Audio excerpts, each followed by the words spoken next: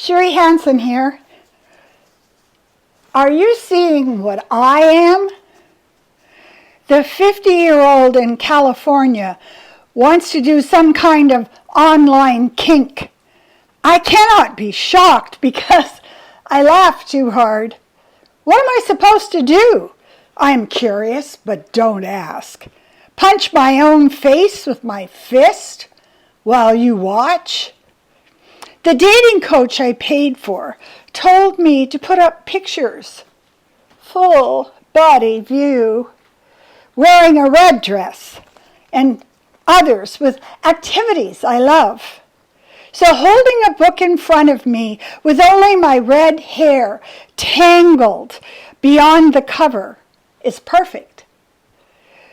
I stayed in 15 Ways to Sunday. I am a student of Buddhism, eschewing drink and drugs and hunting, killing fish, and board games.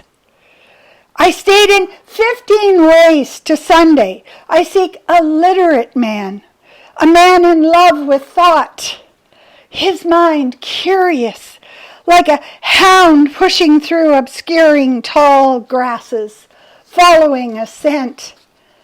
And always I get, "You are hot."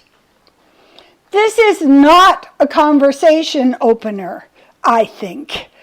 My possible responses lead nowhere. "Yes, baby. You bet your anonymous ass." Or, "Oh, I am so grateful for your refined attention." The carefully crafted and edited profile has too much information, most of it intended to deflect, defend, disarm. Inevitably, the first message that arrives is, "Tell me about yourself." I answer, "It's all in my profile." "Oh," the 90-some men reply, "I didn't read it."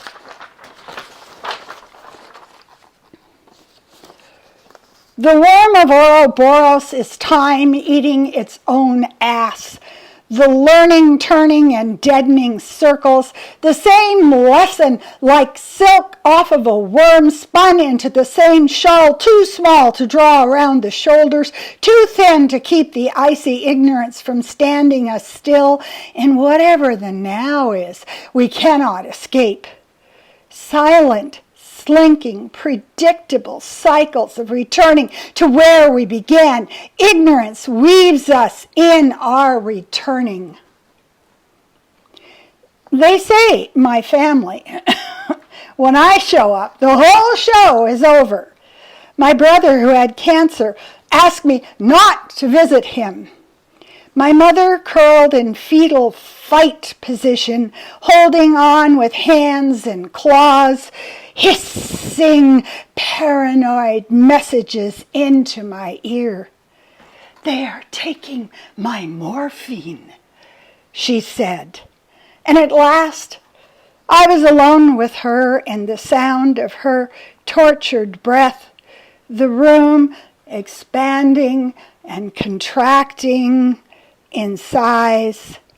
And at the last, an aluminum balloon floated into her room and hung above her head, the paper ribbon dangling just above her head.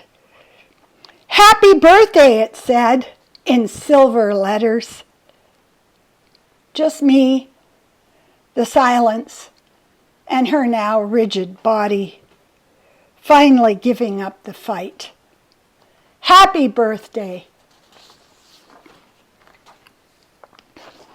Steven Tyler in Kelowna. I saw Steven Tyler playing the piano on the boardwalk in the hot sun one day. He was hanging with scarves and beads and so many necklaces I could not possibly untangle them with my eyes, no matter how hard I tried.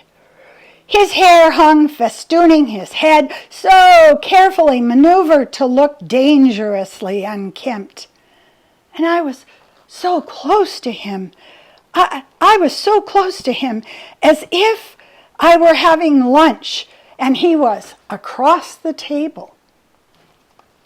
chewing rhythmically. I saw his toe turned out of his sandals, and I thought, he has money.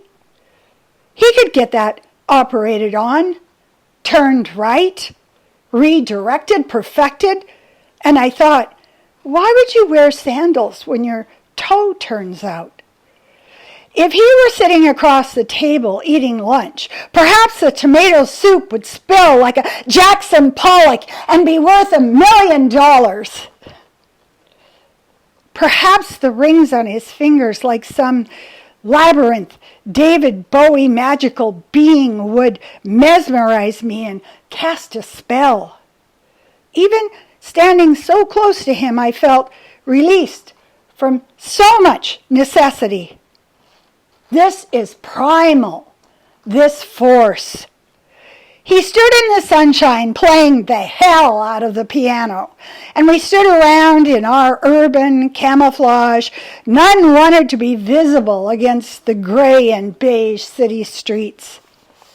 We were enchanted, and I imagined just Stephen and I breaking bread. Thank you.